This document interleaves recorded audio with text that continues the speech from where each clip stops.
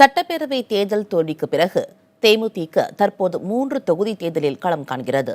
தேமுதிகவுக்கு ஏற்கனவே கூட்டணியில் இருந்த கட்சிகள் ஆதரவு அளிக்கப் போகின்றனவா அல்லது அந்த கட்சியின் தேர்தல் வியூகம் என்ன என்ற பல்வேறு கேள்விகளுக்கு பதிலளித்துள்ளார் தேமுதிக தலைவர் விஜயகாந்தின் மனைவி பிரேமலதா.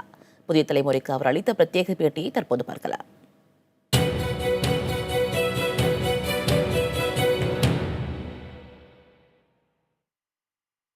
நாங்கள் ஆதரவு கேட்டால் அதை பற்றி பரிசீலிப்போம் அப்படின்னு சொல்லியிருக்காங்க.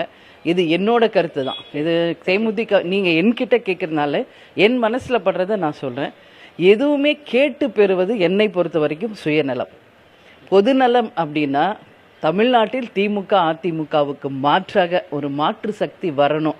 அப்பொழுதுதான் தமிழ்நாட்டில் எல்லாமே முன்னேற்றம் வரும் என்று நினைக்கிற அத்தனை பேருமே இந்த மறுதேர்தல் ஆகிய அரவக்குறிச்சி, தஞ்சாவூர் மற்றும் இடைத்தேர்தல் நடக்கக்கூடிய திருப்பரங்குன்றத்தில் தேமுதிகவுக்கு ஆதரவு கொடுத்து அமோக வெற்றி தர்றது மூலமாக மிகப்பெரிய ஒரு மாற்றத்தை தமிழ்நாட்டில் கொண்டு வர முடியும் அப்படின்றத என்னோட கருத்து. இந்த காவிரி இஷ்யூவில் இப்போ அனைத்து கட்சி தலைவர்களை கூட்டு போய் பிரதமர் சந்திக்கணும் நீங்கள் முயற்சிப்பீங்க. அதுக்கு திமுக ஆதரவு கொடுத்தாங்க. ஆனால் திமுக கூட்டத்துக்கு தேமுதிக ஆதரவு இல்லை. இது என்ன நிலைப்பாடு? இரட்டை நிலைப்பாடா? இரட்டை நிலைப்பாடு எங்களது கிடையாதுங்க.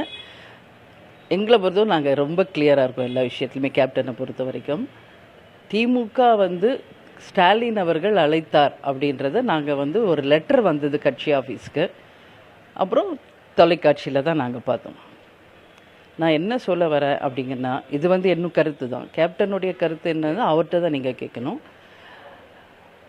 திமுக அழைத்தது அப்படின்னு சொல்கிறாங்க. கேப்டன் எதிர்கட்சி தலைவராக இருந்த பொழுது ஒவ்வொரு கட்சி அலுவலகத்துக்கு நேரடியாக கேப்டனே சென்றார். இன்றைக்கு திமுகவில் ஸ்டாலின் அவர்கள் அழைச்சிருக்கார். என்னுடைய கேள்வி, அவர் திமுக சார்பாக அழைத்தாரா இல்லை எதிர்கட்சி தலைவராக இருந்து அழைச்சாரா? இதுதான் நான் கேட்குறேன்.